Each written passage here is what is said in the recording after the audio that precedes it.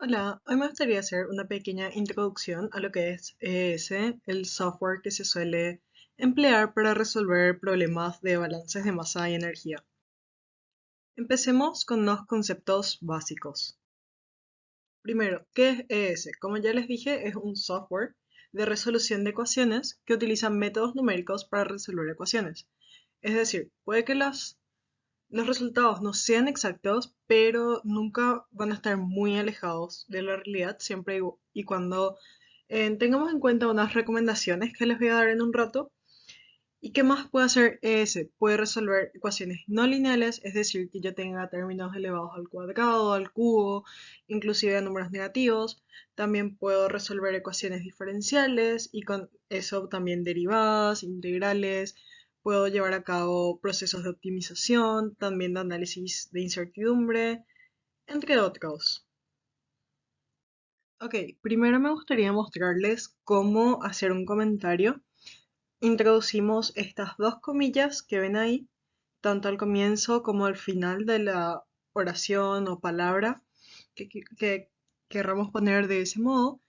Y entonces ese es como que ignora eso al resolver la ecuación.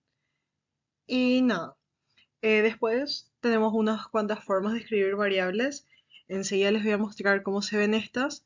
Y en este caso cada uno elige la rigurosidad que quiere emplear, elige el método que haya practicado, lo que le sea más rápido. Supongo que no hay tanta exigencia con esto más que la propia comprensión del problema. Se ven de esta manera y cabe resaltar que se no distingue entre mayúsculas y minúsculas.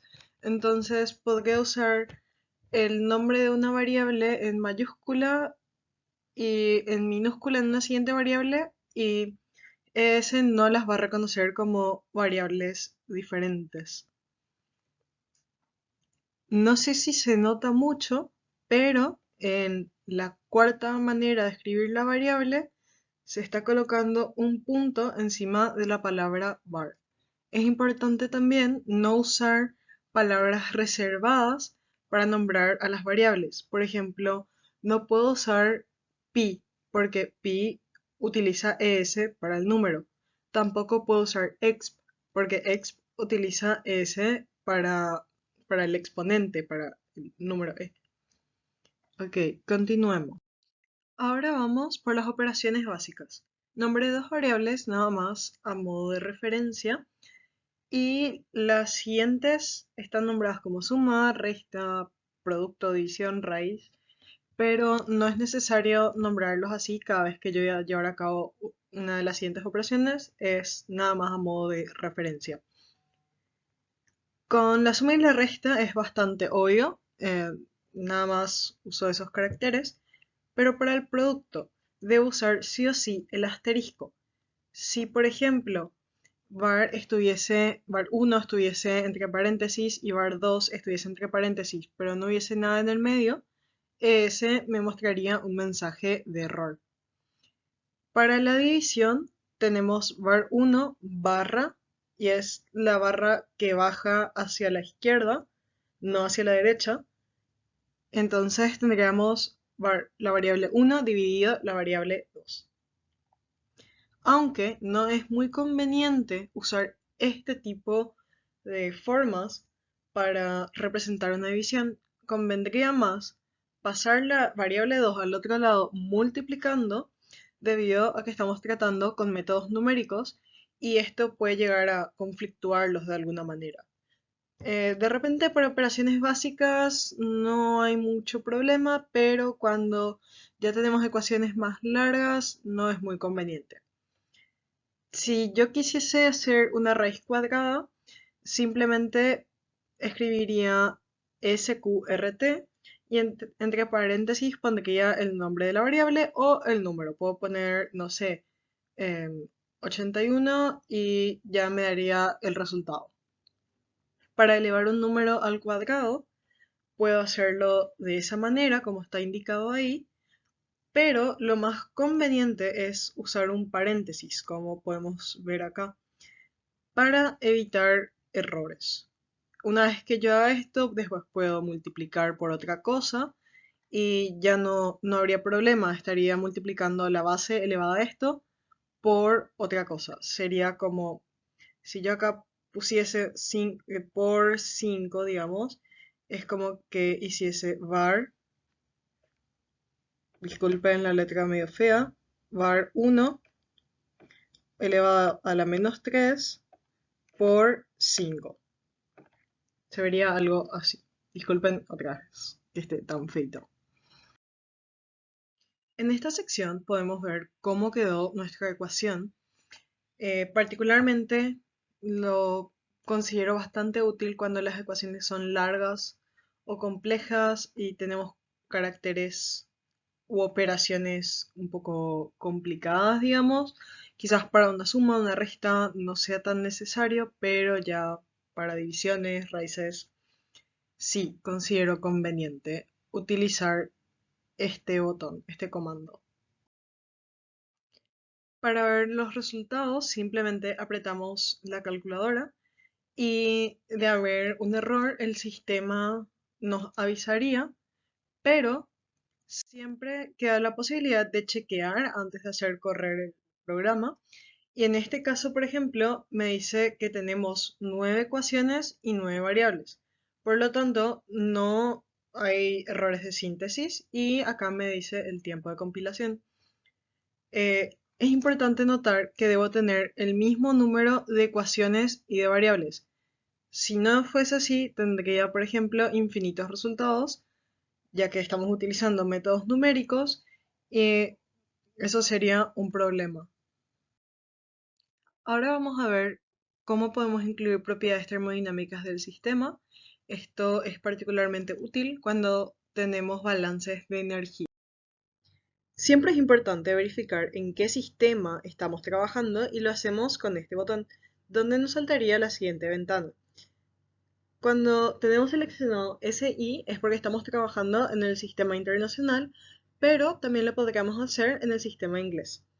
Podemos seleccionar la unidad de medida de la temperatura o la escala, la podemos tener en Celsius o en Kelvin, la energía la podríamos tener en Joule o en kilojoule, también podemos elegir si queremos base másica o base molar, las unidades de presión que pueden ser pascal, kilopascal, bar o megapascal, o ya para funciones trigonométricas podemos elegir entre grados sexagesimales o radianes.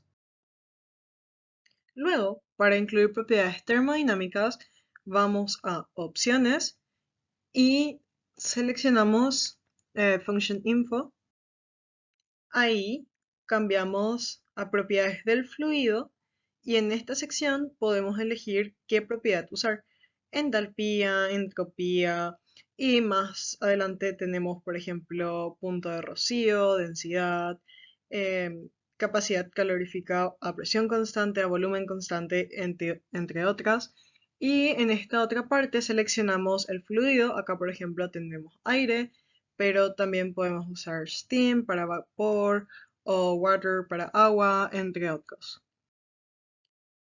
Una vez que ya tengamos lo que queremos calcular, el propio programa hace unas sugerencias de qué variables puedo utilizar para obtener la propiedad termodinámica. Por ejemplo, acá puse T1 y P1 con estos valores nada más a modo de referencia. Si yo quiero encontrar la entalpía del agua a una temperatura de 90.1 grados Celsius y a una presión de 100 kilopascal, que sería aproximadamente un bar, uso esta función poniendo el nombre del fluido de trabajo, coma, defino la temperatura de esta manera, punto y coma, y defino la presión de esta manera. También podría usar otras propiedades del fluido, por ejemplo, la presión y la entropía. Ya depende de los datos que tenga. La entropía la puedo definir de la misma manera. Luego, para la temperatura, uso esta función y puedo definir la temperatura, por ejemplo, en base a la presión y la entalpía. o podría ser la presión y la entropía. Y para hallar la presión, uso esta función y puedo usar las variables que tenga disponibles para hallarla. Los resultados se visualizarían de esta manera. Ya el propio sistema, el propio software, me muestra las unidades de medida que pudo calcular que puedo calcular en base a lo que yo había programado en esta sección. Por eso es que está en kilojoule por kilogramo, porque había elegido usar base másica y kilojoule en vez de joule. Puedo cambiar esa configuración sin problema. Había elegido kilopascal y grados Celsius. Ok, ahora les voy a dar algunas recomendaciones que a mí me sirvieron para el uso de...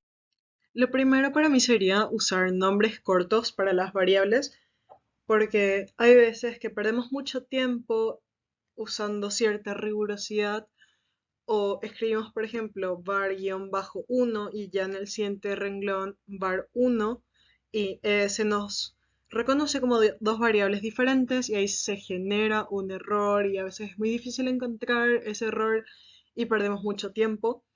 También, como ya les mencioné, usar la mínima cantidad de divisiones. Esta podemos solucionar simplemente pasando las divisiones al otro miembro multiplicando por lo de los métodos numéricos que ya les expliqué. También ir verificando las ecuaciones a medida que se cargan las mismas. Por ejemplo, haciendo correr el sistema podemos encontrar errores mucho más rápido. Además, usar títulos, ya que si nos olvidamos de cargar una ecuación es mucho más fácil verificar. O si cometimos algún error podemos encontrarlo más rápido también. Esto es como, no sé, poner un título de torre de destilación o reactor o tercera unidad, como ustedes quieran. Y siempre verificar cómo escribimos nuestras ecuaciones antes de correr el programa, especialmente cuando tenemos operaciones complejas. Ok, eso sería todo por mi parte. Gracias por ver este video.